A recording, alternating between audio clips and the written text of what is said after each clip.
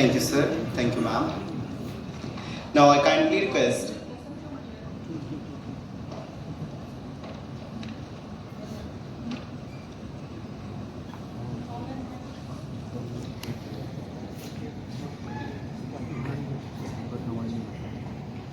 Please make some noise for the technical session done by Dr. Varun Bansal. Please.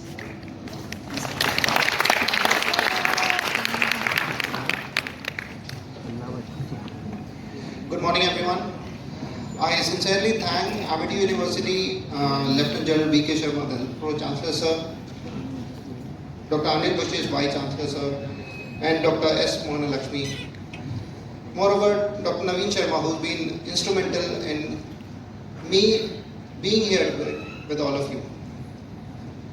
It's a great honor and privilege to be with you and share our knowledge and work, what we have been doing and what we intend to do in near future. Without wasting much time in introductions, I'll start my presentation. I personally think that you all are researchers and graduates, so I would not waste your time giving you data much. I would base my presentation on few different things which I will enumerate. So my disclosures are, I am closely associated with Intuitive Surgicals. I am a console surgeon certified, although there are other robotic surgeons, robotic systems as well, which are available in the city, in the country or in the world, which are named by Hugo, Medtronic. We recently have Indian robot by the name SSI Mantra, that is again designed by a cardiac surgeon. I am a surgeon member of Association of Robotic Surgeons. There are no conflicts of interest as to my presentation here, and there is no funding involved. Today, next 40 minutes, I'll change about changes in healthcare, evolving your role in healthcare, which is nurses, pharmacists, paramedics, evolving role of education institutions like AMITY, which I'm sure they're very well taken care of, and the way forwards. This is a strong statement made by Professor Harold Wilson, who was Prime Minister of United Kingdom. The name is not important, but the statement is. It says, "He who rejects change is an architect of decay." The only human institution which rejects change, and when there is no progress, there is a cemetery where we bury our dead.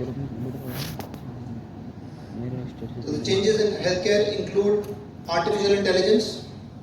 We are actually surrounded by artificial intelligence. It starts from the time when we get up in the morning. Our smartphones, they have artificial intelligence integrated in it. Virtual reality, the VR games have been in the presence for many years now, more than a decade. But now it is getting integrated into medical science as well. I'm sure most of you have smartwatches or one or the other wearables on your hands or in your pockets. We are literally, we cannot be left untouched by that. Genomic sequence is already being done. Cloning of animals is in the process. There was a time when human clones were also approved, but then it is banned now. Now genomic sequencing is being used to first prevent diseases and then to cure if they actually occur. And this is my core specialty, that is robotics. These are just a few papers, and you would see it is across the platforms. BMC Medical Education, in Forbes Council members, in IBM Education, everybody is talking about artificial intelligence. So what do we mean by artificial intelligence? Is the machine doing something for us? Is it like sci-fi movies in Hollywood where we see artificial intelligence taking over human brains and then controlling the whole world? Actually, it is not. Artificial intelligence is the process, what we do every day, and the machine learns from us and deburdens us. What can artificial intelligence do? It is just like understanding me, what would I like at breakfast, see my history, how I've been growing up, and then putting that same data into application for Dr. Mohanala. Then the artificial intelligence would predict what she would like in breakfast. This is called machine learning. Then it will gradually implement the similar data to everybody around, what all processes have been following, what all deeds have been doing. Artificial intelligence is nothing to be feared of. Applications of artificial intelligence in healthcare is rare diseases diagnosis and treatment. So all of us doctors, what we do every day is when the patient comes to us, what we do is we have a mental algorithm in our minds. If somebody comes to us, sir, I have fever for 2 days. So in our medical books, with like medicine I read in 2008 last, so there are flow charts given in medicine books. Fever for 2 days, next investigation, next test, next question. All these are the flow charts. So what artificial intelligence does is looks up fever for 2 days and then 10 different diagnoses. In our minds, we remember only 2. So artificial intelligence can actually take care of the other 8 which we missed. Gradually, going through that algorithm and flow chart, it will be easy to diagnose the disease which we might miss. And in the process, we can actually treat those patients as well who might not get treated until they get complicated. The other day, I was at Apollo 1 when Sania Mirza was present in inauguration, and she mentioned that she had some ACL injury and she underwent surgeries for that. A celebrity tennis player, it is natural for her to overexert herself and get physical injuries. But my question is, if the medical science is so advanced, could we not predict that injury? Could we not study the movement that she was doing every day while she was playing on the field or on the practice ground, that eventually she will have this injury and she should not make this move? That is the role of artificial intelligence. Because human mind, although we say has unlimited capacity, but we are all chained by our own thought processes. We are chained by how we look, what we ate for breakfast, what is the temperature around. Artificial intelligence is not bound by that. If today morning, the chef where I had breakfast made very bad food, if he made very nice food, it was delicious. But if he did not do his work properly, do you think peace of my mind would be at the same stage as it is now? So we are influenced by the environment around us. Artificial intelligence can actually take care of that.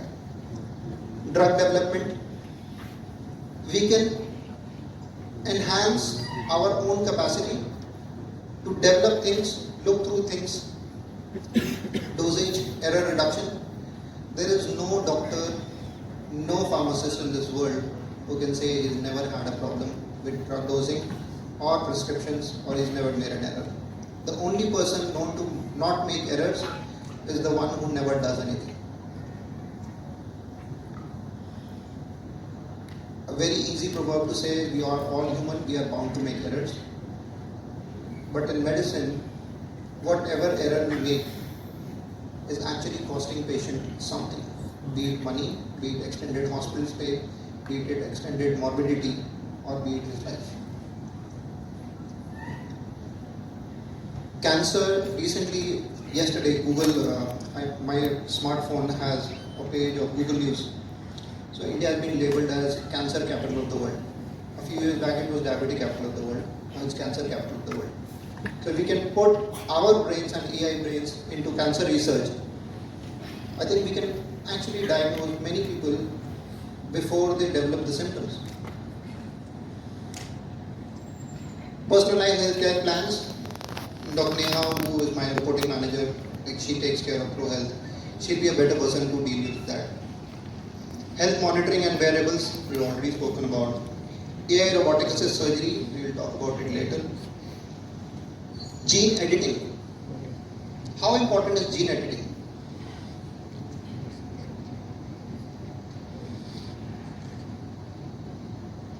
if we can foresee that two people get together and make a baby, and that baby might have problems in the future, can we do something about it? That is called genetic counseling. But if we are not able to control that those two people want to live with each other, they have freedom, and that baby, before being born, if we can do some gene editing and the baby never has a problem, do you think it's worth it? It's worth a life. Cybersecurity, we all are worried about our own security, our financials and data as well. Fraud detections, virtual nursing assistants, all these are basic functions of artificial intelligence. In cardiovascular diseases, most important is diagnosis. I travel to countries across the globe. The other day I was in a country which does not have healthcare facility as developed as India. So my question to everybody here, or anybody who's listening to this, if we can give a gadget to the patient, they can just feed their symptoms and diagnose themselves and see the urgency that they need to visit a doctor, do you think that will be helpful? Patients do not even know that they have a problem. They fight their own fears, their own stigmas, their own finances, and they do not even reach the medical care facility. If we can empower them to diagnose themselves and seek medical care before they actually have complications, will it not change the healthcare society? Cardiac rehabilitation and optimized treatment. So, optimized treatment is the mainstay. Another is CVD outcome prediction. If an algorithm tells me that if this patient gets operated, the chances of recovery are 99.99%, versus if I operate on a patient and the chances of recovery are 30%. This risk stratification will actually help everyone to get prepared of the outcome. If we can predict outcomes, then we can actually improve our care system. And even in India, we are facing this challenge.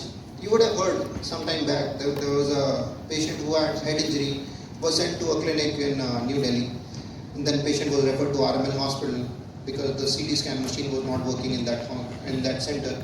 And then RML, when the patient reached RML, he had died by then. So if at that time we could predict what could be the outcome if the surgery or if the diagnosis or if the treatment is delayed, would you think the patient would be sent to RML or the closest another center? So this risk stratification, outcome prediction, all these tools are extremely important and they're already in place. Not across the globe, but definitely in quaternary care centers, we are dealing with them every day. Next thing is virtual reality. I have a 2.5 minute video to show you what it is happening with virtual reality across the globe. I'll just keep quiet and let you see this video. The human heart is an extraordinarily complex organ. Can we increase the volume, please? Powerful organs in the body and also the most delicate. As a pediatric cardiologist, you have to. I'll pause this. We'll go back and restart this so that everybody can hear. Can we increase the volume of the system, please?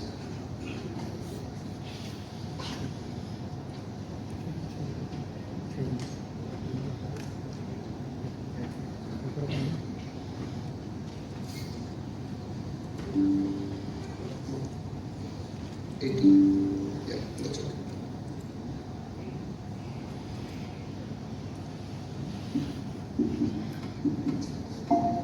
The human heart is an extraordinarily complex organ. It is one of the most powerful organs in the body and also the most delicate.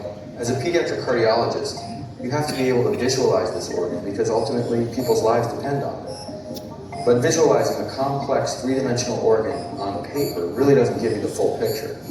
which is why we decided there had to be a better way. This is Dr. David Axelrod, a pediatric cardiologist at Stanford. And with him is David Sarno, former LA Times journalist and the founder of Lighthouse Inc., a company that creates interactive 3D visualizations. Together, this unlikely duo of Davids are revolutionizing the way doctors and patients understand the body. They can get right inside the heart, look around at the different parts of the heart, and be inside really what no one's been inside before, which is a living, beating heart. Dr. Axelrod is talking about a bit of technology called the Stanford Virtual Heart, and it's creating an entirely new way to visualize the organ. The human body and healthcare is just a very fertile ground for using the power of three-dimensional storytelling to explain these complicated concepts that are actually really important. The Stanford Virtual Heart uses 360 graphics to explain congenital heart defects, which are some of the most difficult conditions to comprehend, partially because these defects occur before babies are even born. As the fetus is growing, the heart folds and grows and develops in a very complex fashion. And the congenital heart defects are really difficult to understand because at any one of those stages of development, there can be an abnormality. So the Davids created a way to visualize some of the most common defects at a huge scale. Using the Stanford Virtual Heart, you can actually see how the heart behaves when it's experiencing abnormalities. So first you put on the virtual reality headset, and you're standing in an environment where you see kind of a library of congenital heart defects in front of you that you can select from. What you can do is basically aim at any of the different conditions and kind of tractor beam it down by pulling the virtual reality trigger, and the heart comes down in front of you. You can pull on a lever that then does what we call exploding the heart, which basically takes the heart into its main components and separates them out. And then the second is that you can transport yourself inside the heart. This interactive technology has the potential to help a lot of families. So this is not only USA. It is happening in India. It is already there. We can actually recreate what is inside, see what is inside, and plan the surgery very well. It is not just in the labs, it's in the hospitals now. It's in the operation theaters. So in cardiovascular diseases, if you can analyze the structure, analyze the blood flow, what are the obstructions and what is the problem. Heart basically is a pumping machine. It's just like any other motor pump at your own house. Its function is to gather blood from all across the body, send it to lungs, get it purified, take it back and then send it to the body. In the process, there are few arteries which supply the heart itself. So any problem in this circulation is cardiovascular disease. It could be a shunt between two different chambers, that is called atrial septal defect, ventricular septal defect, patent arteriosus. It could be any developmental defect, which could be truncus arteriosus, or transposition of great arteries, tetralogy of Fallot. These are developmental defects. Then acquired heart defects are blockages in the best valves, that is mitral valve stenosis, tricuspid valve stenosis, aortic stenosis, any of the valves which get tight, or when they start leaking, which is like regurgitation of any of these valves. Blockages in the arteries which supply the heart is coronary artery disease. So for a surgeon, it's extremely important to see and to analyze what problem does the patient have to plan the treatment accordingly. Whether to go ahead with the robotic surgery, whether to not go ahead with any kind of surgery. There are many shades of grey in between, from robotic surgery, MICS, open chest surgery, interventions or no procedure at all, only manage medications. Everything gets the basis on its diagnosis. So this improves the decision making. It is also used in development, planning, simulation and improvisation of surgical techniques. Many a times it is used to train young surgeons. I am not too old. I am just beginning my career. A surgeon who is in 40s, these days is beginning his career, trust me on this.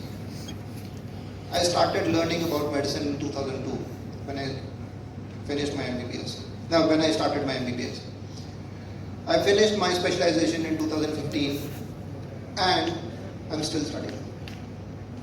I've been practicing cardiac surgery since 2011, since the time I got into residency of cardiac surgery. It's been 14 years now, but I still believe that I have a long way to go. And this learning never stops. And this learning also involves training ourselves again and again and again and again for the basic procedures like CABG, atrial septal defect closure, mitral valves, aortic valves, because the more we do, more we learn, better we get at it. One of the things that the VR heart allows you to do is to make mistakes and to maybe misidentify something, or if you're simulating surgery, to cut somewhere that's not in the exact correct location, and then you can try it again. And being able to practice surgery over and over again is what makes the Stanford Virtual Heart revolutionary.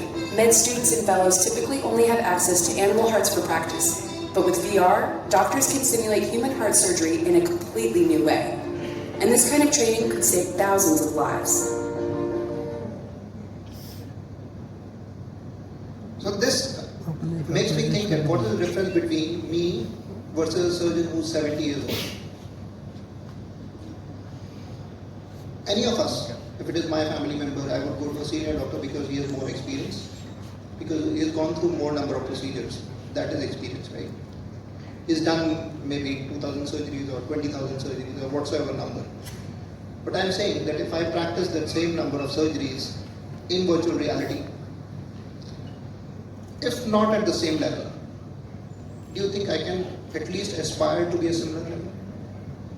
That gives competence and that gives confidence to the surgeons that they can actually perform equivalent, if not better, than one of the most experienced surgeons in the world. Sorry. So examples of wearable devices for cardiovascular diseases. We have portable ECG monitors now. Patient can just keep an ECG monitor in their pocket and it will keep on recording for the whole day or for whole week. That is called ELR, extended lead recorder. You don't need to be in the hospital to get an ECG done. Blood pressure monitoring is being done at home. 24 hours ambulatory BP monitoring can be done. Sugar monitors, wearable spirometers. COVID gave many of these gadgets to us. I'm sure, if not all, more than 80% of people in their homes will have that portable oxygen saturation monitor. COVID-19 taught us a lot.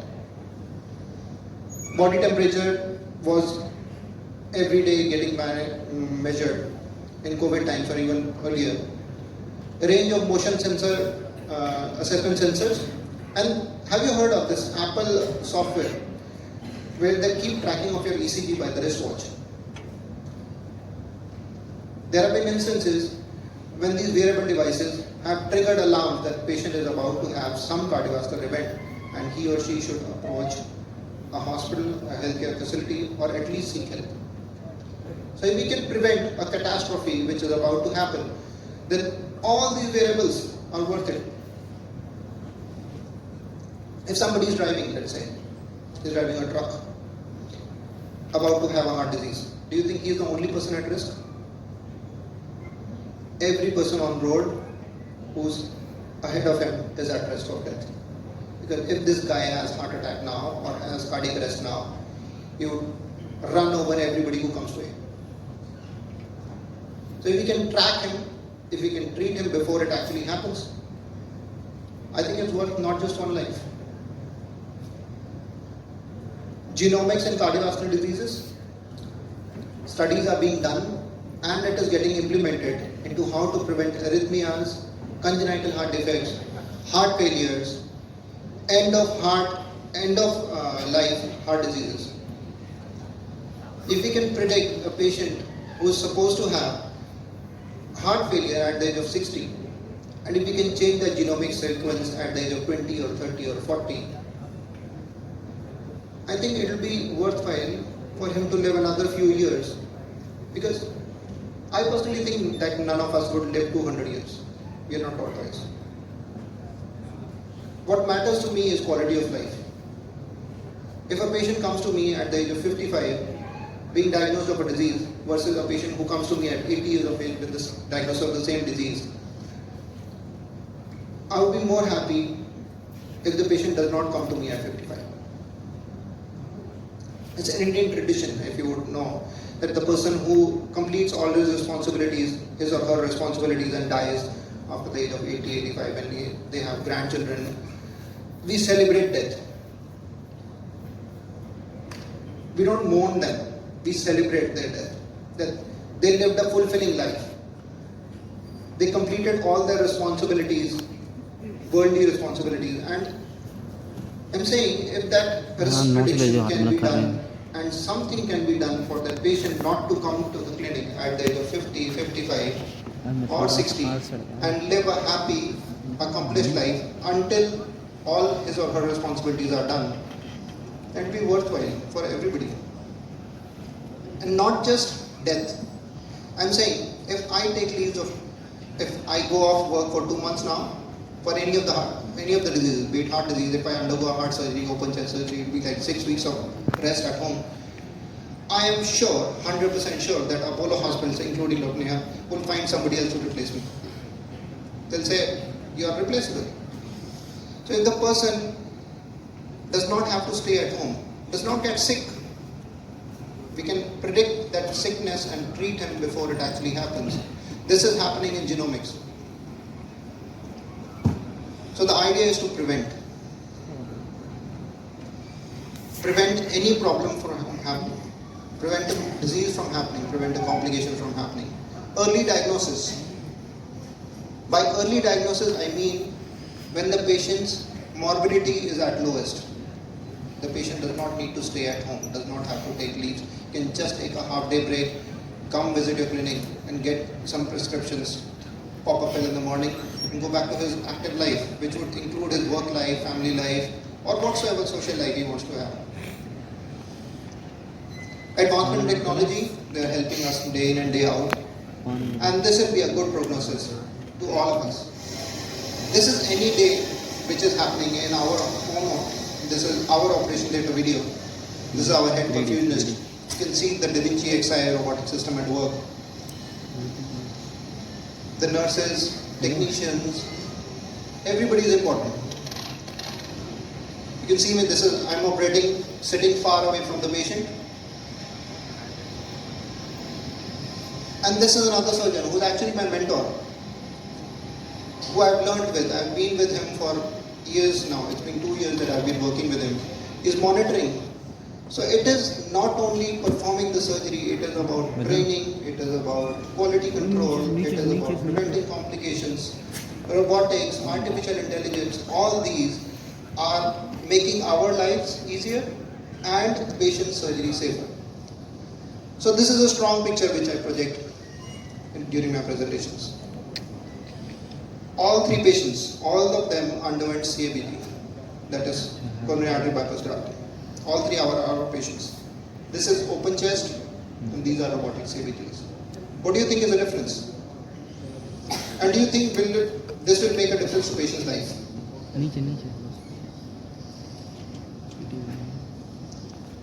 This patient underwent open chest surgery, the sternum was cut, the surgery was done, went back after a week, stayed home for 6 weeks.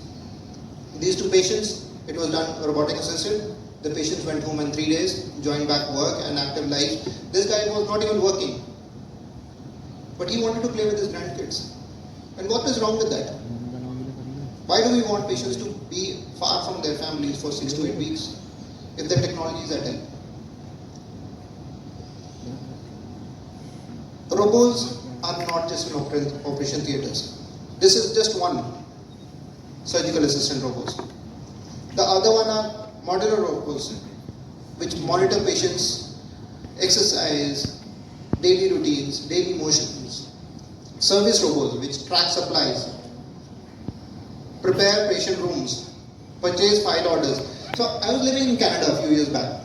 We had a small machine which you would just switch on, and it was 2 of us, me and my German flatmate. We were very lazy. We never wanted to clean our home. And sometimes when we were not lazy, we were just shuffling responsibilities onto one another. Then we thought of buying a machine. We just switch it on, go to work, and by the time we would come back, the whole apartment would be cleaned. How? That the first day, we just let it roam around. It mapped the whole apartment. It's a miniature robot. It cleaned our apartments for us, made our lives easier. It was not expensive. And not just that, we have similar robots in operation theaters where fumigation is happening. When there is risk to somebody's life who's doing fumigation, who's engaged in disinfection, if there's only one machine which we can push from underside the door, close the door for 2 hours, and the whole room will be sterilized, fumigated, cleaned, then we are averting risk to that person's life who would be entitled to do this. Have you not heard of people dying in the sewage areas? People died while cleaning gutters. So if we have one robot, we'll just throw inside the gutter, we'll clean everything and come out. What do you think?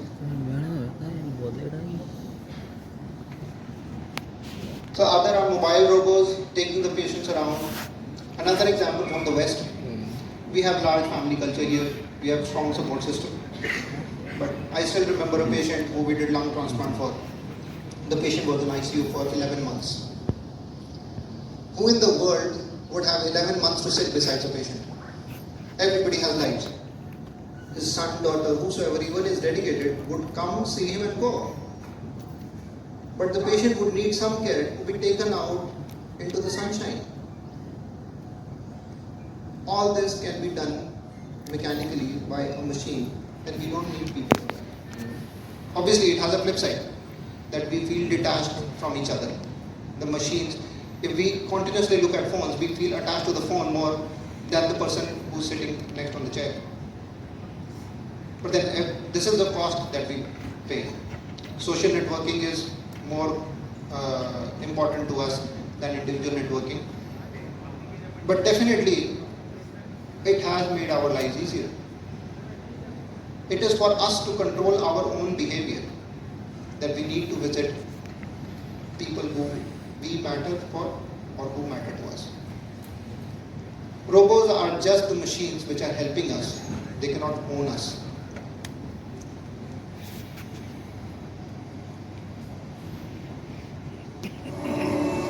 It's a video by Intuitive. Every now and then, an industry goes through a technology disruption. With surgery, that's come with the introduction of robotics. At Intuitive, we continue to push the envelope to make surgery better. I've been working in robotics for the last 27 years. The thing that most excited me was the day I got to sit down and drive an image. It's hard to beat that.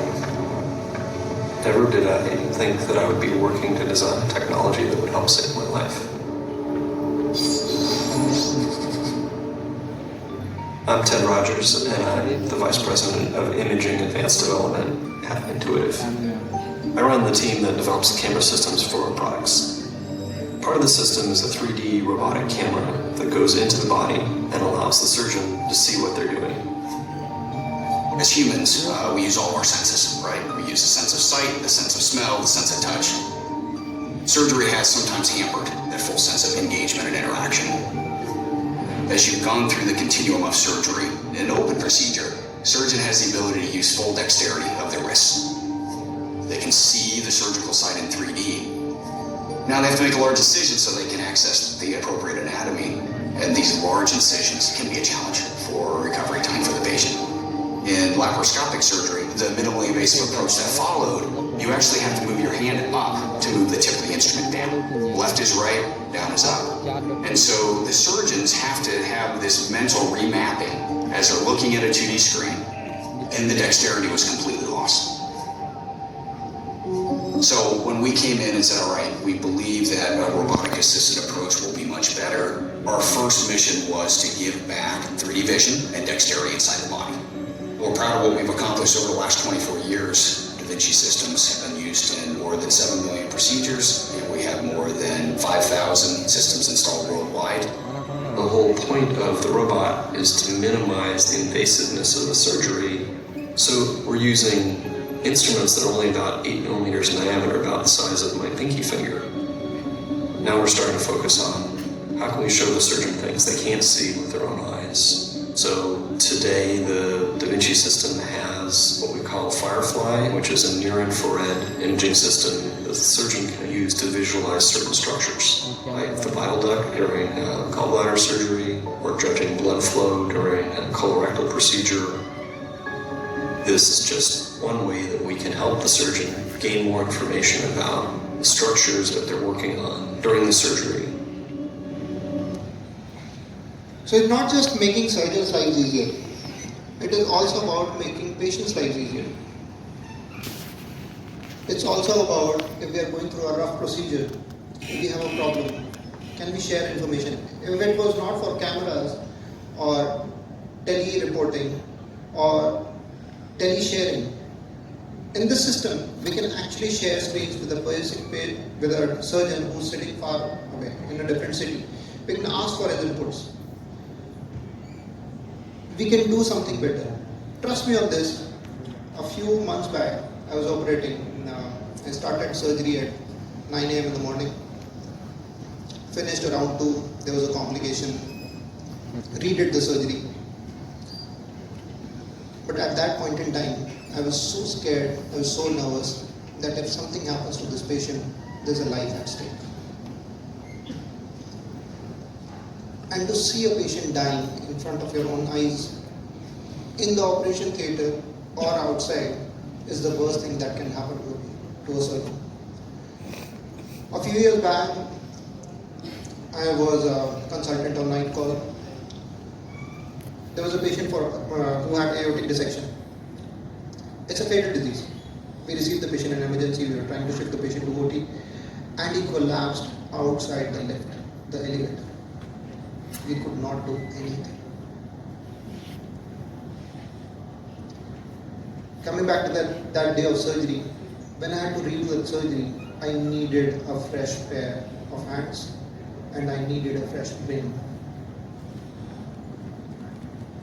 Because if you don't have help at hand, you're so saturated with your own thoughts, you're so saturated with your own efforts, that lateral thinking is very difficult to have at that point in time. So if you can share the screen with somebody else who you trust or who you think would give a better idea into what you have done or what can be done, I think that is worthwhile to save a patient. Thankfully that patient went home. But that surgery taught me many things. That surgery taught me that how another brain can work. And while I was working in Toronto Hospital a few years back, I used to listen to this saying which our chief would always say, that the beauty of working in a quaternary care center is that the patients keep you grounded. By that I mean that you tend to take up complicated cases. You tend to take up risks. And one of those risks will make you fall back to the ground when you're thinking that you're doing a beautiful job, you're an amazing surgeon, you're being recognized worldwide, and then there will be one patient will just throw you back to the ground and tell you that you're nothing in front of God. So at that point in time, if you can share your thought process, your surgical details, the patient details with somebody who you can trust, I think it's extremely important. And this robotic technology gives us access to them. Not just Da Vinci, Hugo, Medtronic, SSI, everybody is working on a similar platform. So that was the first part about evolving technology. Now is evolving role of people who are sitting in this room. So how did nursing start in this world? Nursing started when people would fall sick, but the other members of the family or the community would not be able to help them because they had to go out in the woods to gather more food for others. There would be people designated to take care of the sick. Even in the wars, World War I, there would be people designated to take care of the wounded. That was the time when nursing was evolving. And history of pharmacy, you would all know, right? I think you guys are the better people to tell me history of pharmacy. But now the roles are changing. paramedics in our field, they are engaged everywhere. A nurse in our OT is required to come a day before to patient's bedside and go through the file. The perfusionist has to decide beforehand what kind of cannula he would give us, what would be the heart-lung machine flows, what would be the oxygen saturation that he is planning to give. Everything has to be decided beforehand, and that is surgical planning. Patient care in the wards or ICUs, the nurses, the technicians, the pharmacists, they have to just not know their own fields, but they have to know everything which is in the hospital. Emergency services, and this is a picture. This is a picture from COVID times from India, when nurses performed dance inside ICU to cheer up the patients because they were so isolated, they could not go home, they were not getting good food. Everybody was going through a difficult phase, nobody knew what to do, and these nurses performed dance inside ICU to cheer them up.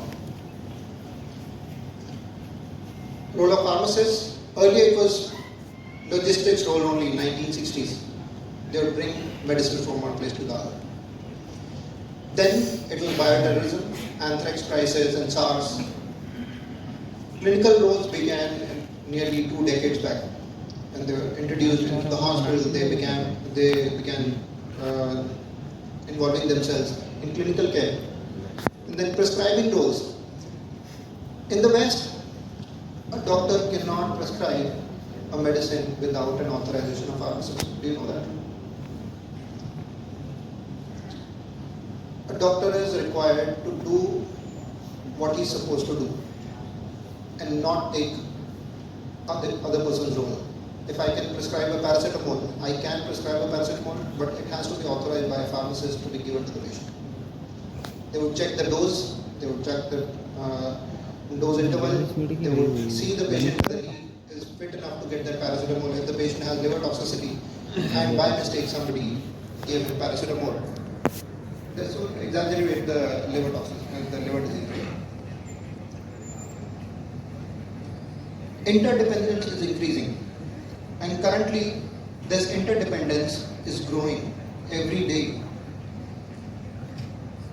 And we do not even know many years from now what everybody would be doing. So pharmacists are drug dosing and prescription. Prescription is extremely important. Emergency department and drugs. Drug formularies. What drugs should we have in the clinic, in the hospital, in your institute? And research. How can we forget that? We were just coming by, like I was traveling with Dr. Naveen just now, and we were discussing about pharmaceutical industries, how they are so involved in developing healthcare. Government approved them to make a large amount of profit so that they could reinvest in research. And that research is done by people like you. If we keep on playing with the old medicines, then we don't get anything new. There's an old saying, if we don't change anything, nothing changes.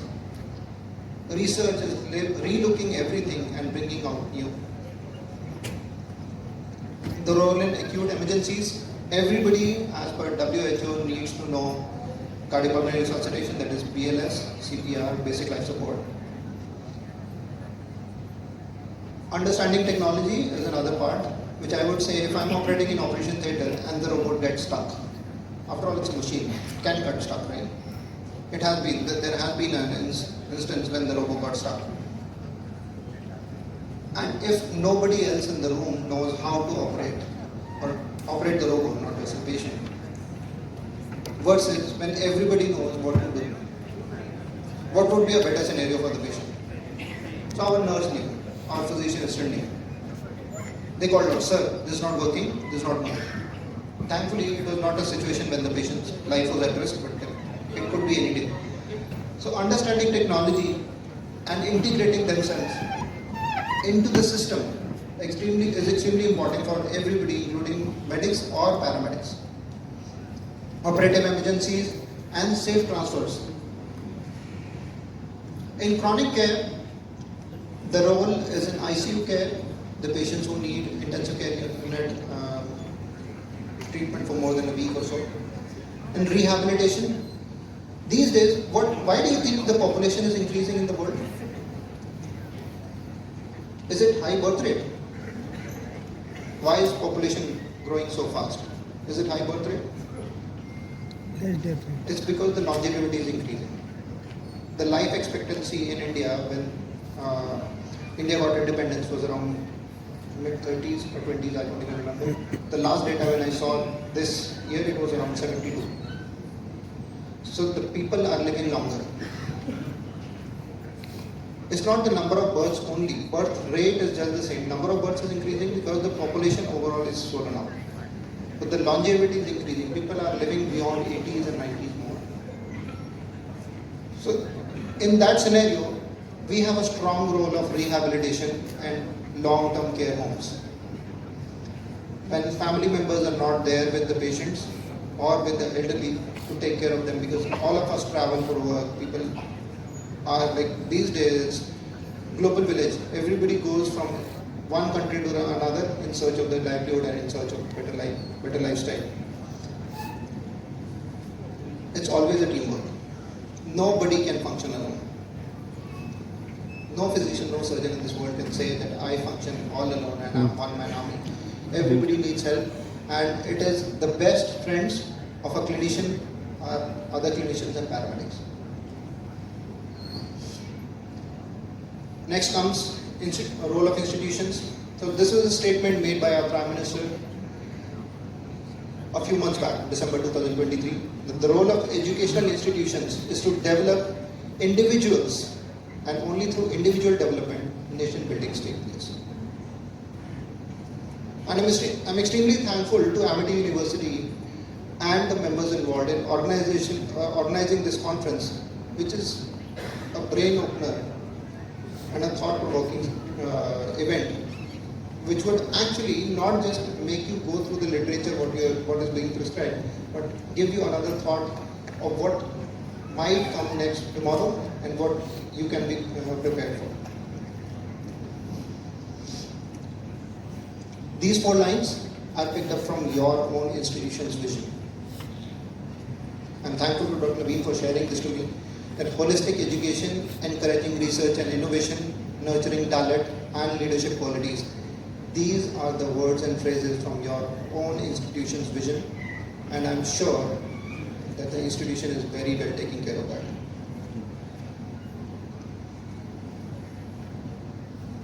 We were apes many years back. Then we started looking at smartphones. Then we started wearing wearables. Next is robotic arms and robotic parts of the body, which are already in place. And human mind is limitless. We don't even know what we will come up with in next 1 year. This is a picture which shows the integration of AI with DNA. And this is a proverb which I strongly believe. The journey itself is a destination. There is no destiny which is awaiting us. My journey is delivering this speech today. Your journey is to think about what your institution is giving to you, and everybody who is present as to what can come to with health, what can come next in care of, in case of healthcare and development. So I have a short video of development of heart surgery over the years. I'll just narrate everything in between because there is nobody to speak in that. Not created by me, it is created by Tristan Dean, and I'm thankful to him for that.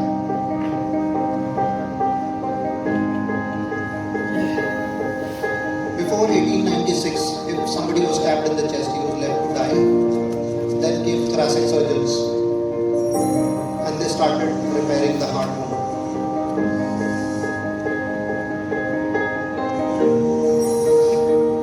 One of the valves, valve repair, was started in 1923. Initially, heart surgery was done by creating a blind well. The fingers were put in the well of blood, full of blood, to operate. Cardiopulmonary bypass is artificial heart and lungs. Bubble oxygenator functions as artificial lungs during the surgery. Pacemaker is a machine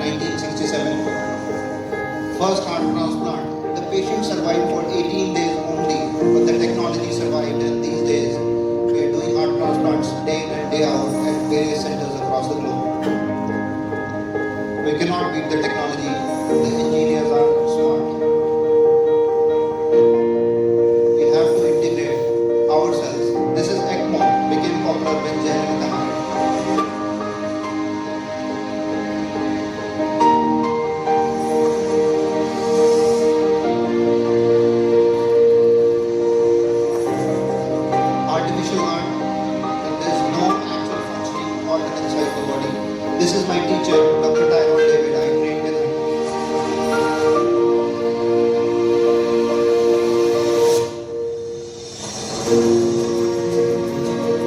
This is France and Germany, where they started with robotic cardiac surgery.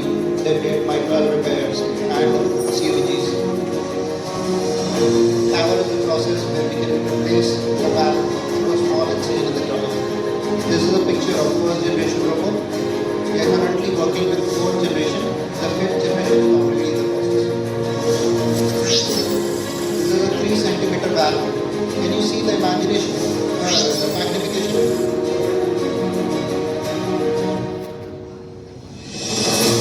This is the fourth generation robot that we work on. This is artificial intelligence guiding us where to go, where not to go, how deep to go. This is integration of virtual reality, artificial intelligence, and robotic technology to operate on a patient with the best possible outcome so far.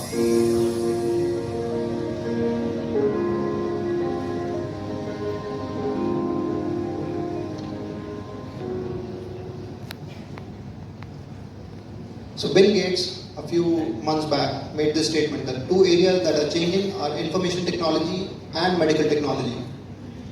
Those are the things that world will be very different 20 years from now. Thank you very much for your patient listening. I'm Dr. Bansal.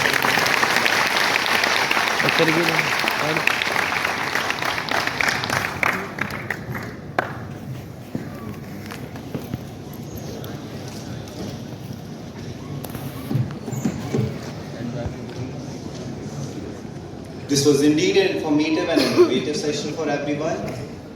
So the videos were also lively. Now the session is open for the questions. If anyone have any questions, they can ask. Please feel free to ask.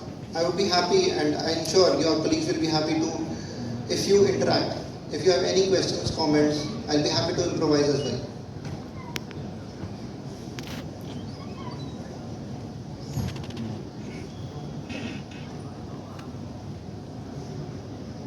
Sir, ma'am, you can lead the way. I think the students will be hesitant. If you have any questions or comments, please feel free to make them.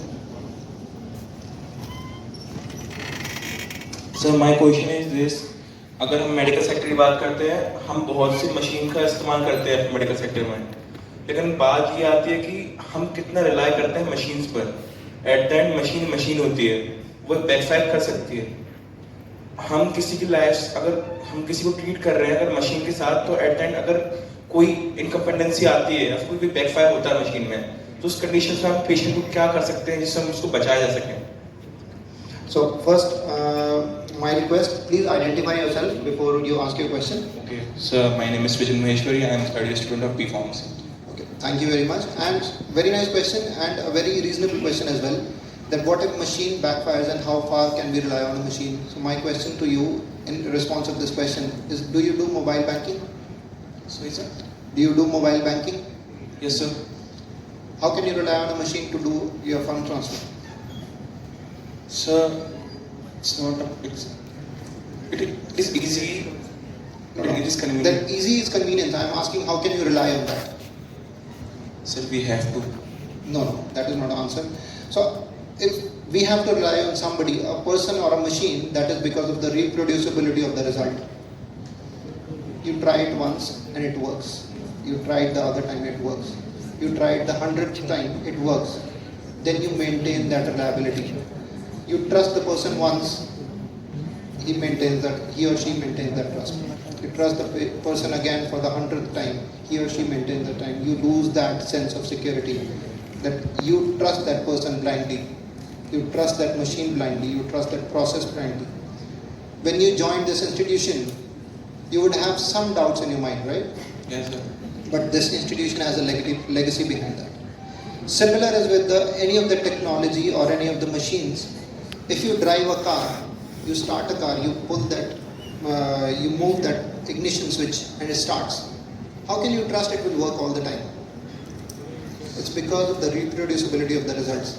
So every machine goes under testing for vigorous years and number of processes before they're actually coming to our operation theatres. And we are trained over that, all of us, whosoever is operating on that machine. So fail-safe procedures and fail-safe processes are made. Definitely there can be some hitches, but most of the times. Currently I've been working on AMITY XI for more than 2 years now. I got trained myself in 2022, 2024. I've not had a single chance, single instance of it failing. And I'm sure that is applicable to all the robotic systems. Just like your smartphones. My answer comes back to the same question, that if you can rely on your smartphone to manage your funds, to transfer your own hard-earned money into somebody else's account without making a failure into that, that is because of the reproducibility of the result. Did I answer your question? Yes, sir. Thank you, sir. Thank you. Any other question?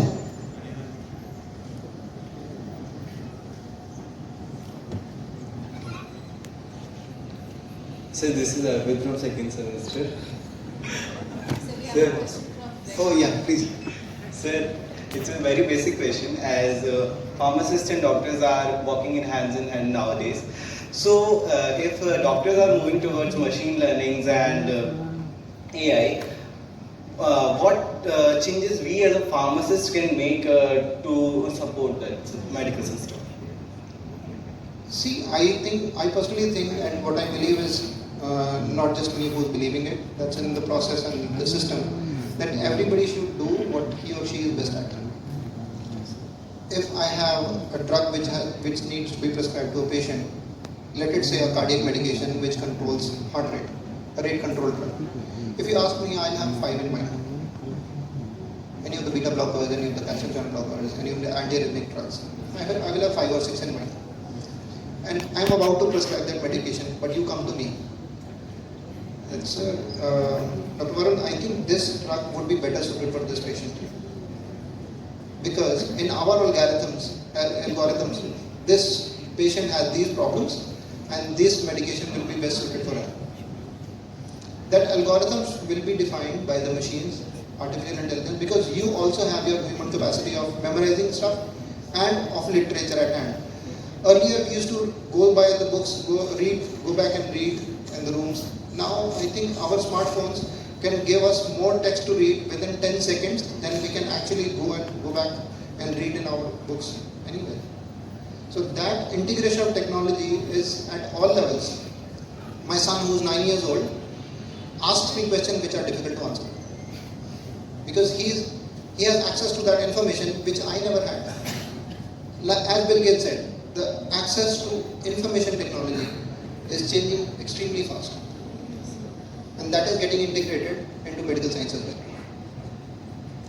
Thank you so much, sir.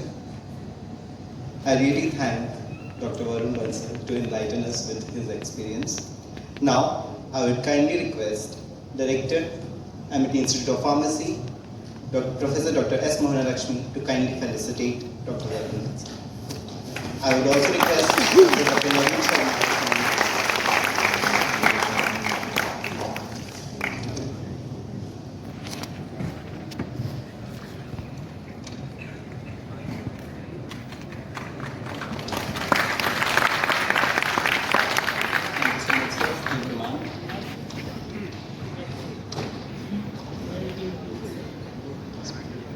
We hold the session as of now for a quick refreshment. We request our resource persons to move toward VIP lounge and the delegates are requested to head for B block foyer.